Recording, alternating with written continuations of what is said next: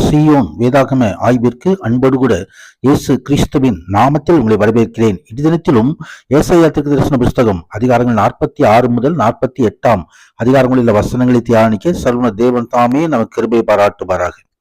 46வது அதிகாரத்திலே பேல் பனியும் நேபோ குனியும் அவைகளின் விக்கிரகங்கள் காட்டு மிருகங்களுக்கும் நாட்டு மிருகங்களுக்கும் சுமையாகும்.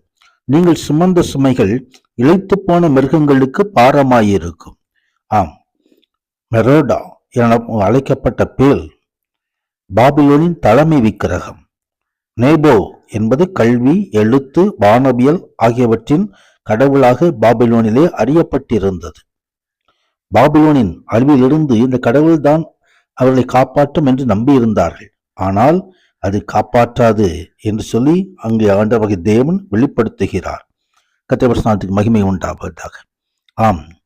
யாக்கோபின் சந்ததியாரே, இஸ்ரவேல் சந்ததியில் மீதியாகிய சகல ஜனங்களே, எனக்கு செவி கொடுங்கள்.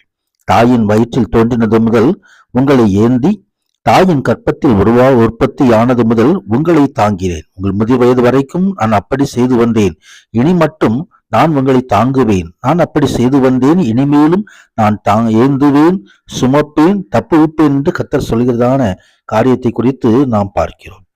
கர்த்தர் சாமியம் உண்டாவதாக. ஜனங்கள் விக்கிரகத்தை சுமந்து கொண்டிருந்தார்கள். ஆனால் ஆண்டவராகிய தேவனோ ஜனங்கள் ஒவ்வொருவரையும் அவர் தாமே முதிர் வயது வரைக்கும் சுமந்து தப்புவித்து காத்து நடத்துகிற தேவனாக இருக்கிறார்.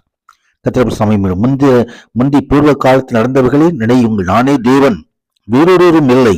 நானே தேவன், எனக்கு சமானம் இல்லை என்று சொல்லி ஆண்டவர் தெளிவுபடுத்துகிறதான ஒரு காரியத்தை குறித்து பார்க்கிறோம். 47வது அதிகாரத்திலே பாபிலோனின் வீழ்ச்சியை குறித்து, அதன் அழிவை குறித்து அங்கே எழுதப்பட்டிருக்கிறது. பாபிலோன் என்பது சிற்றின்பத்தில் உழன்று சுயஞானம், அறிவு, மந்திரம் ஆகியவற்றை அடிப்படையாக வைத்துக் கொண்ட ஒரு நம்பிக்கையாக இருந்தது. சுயபெருமை மிக்க அஞ்ஞான கலாச்சாரத்தை அங்கு குறிப்பிட்டு சொல்லப்பட்டிருக்கிறது. இப்படிப்பட்ட மக்களுக்கு திடீரென பயங்கரமான நியாய தீர்ப்பு நியமிக்கப்பட்டுள்ளது என்பதை வேதம் எச்சரித்து சொல்லுகிறது. கடைசி நாட்களிலே உபத்திரவத்தின் போது மீட்கப்படாத உலகத்தில் உள்ள அஞ்ஞான மனித கலாச்சாரங்களை குறிப்பிடும் பாபிலோன் தேவனது கோபாக்கினையால் அழிக்கப்படும் என்பதை வெளிப்படுத்தின விசேஷத்திலும் 17, 18 அதிகாரங்களிலே நாம் காண முடியும். கர்த்தர் மகிமை உண்டாவதாக.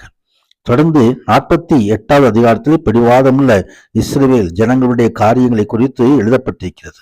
இஸ்ரவேல் என்னும் பெயர் பெற்று யூதாவின் நீரூற்றிலிருந்து சுரந்தவர்களும் கர்த்தருடைய நாமத்தின் மேல் ஆணையிட்டு உண்மையும் நீதியும் இல்லாமல் இஸ்ரவேலின் தேவனை அறிக்கையிடுகளுமான யாக்கோபின் வம்சத்தாரை கேளுங்கள் என்று சொல்லி வாயளவில் தங்கள் தேவனை பின்பற்றுவதாகவும் அவருடைய நாமத்தில் ஜெபிப்பதாகவும் கூறுகின்றதான இவர்கள் உண்மையாக அவரது வார்த்தையை புறக்கணித்து நீதியான வாழ்க்கையை அவர்கள் அதில் நடக்கவில்லை என்று இந்த அதிகாரம் தெரிவிக்கிறது. கர்த்தருக்கு மகிமை உண்டாவதாக. ஆண்டவர் தாமே தன் பிள்ளைகளை போதித்து நடத்துகிறவர். தேவன் இஸ்ரவேலின் சிறையிருப்பையும் விடுதலையும் குறித்து தீர்க்கதரிசிகள் மூலமாக ஏற்கனவே அறிவித்து அவர் ஒருவரே உண்மையான தேவன் என்று நிரூபித்திருந்தார். இஸ்ரவேலை குறித்து அவர் வருங்காலத்தையும் நடக்கப் போகிற சம்பவங்களையும் திட்டமாய் இஸ்ரவேலின் தேவன் கூறியது போல வேறு யாரும் கூறவில்லை. கர்த்தருக்கு மகிமை உண்டாவதாக. இஸ்ரவேல் விடுவிக்கப்படும் என்பதையும் ஆண்டவராகிய தேவன் அங்கே சொல்லுகிறதை குறித்து பார்க்கிறோம்.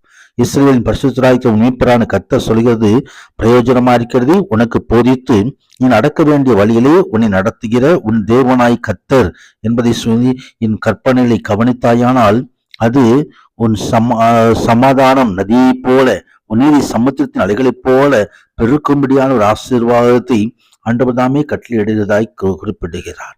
கர்த்தர் இந்த வசனங்கள் எல்லாம் தியானிக்கும் பொழுது சர்வ தேவன் நம்மோடு இருந்து நம்மை ஆசீர்வதிப்பாராக. பரிசுத்த நாமத்திற்கு மகிமை உண்டாவதாக. ஆமீன், ஆமீன்.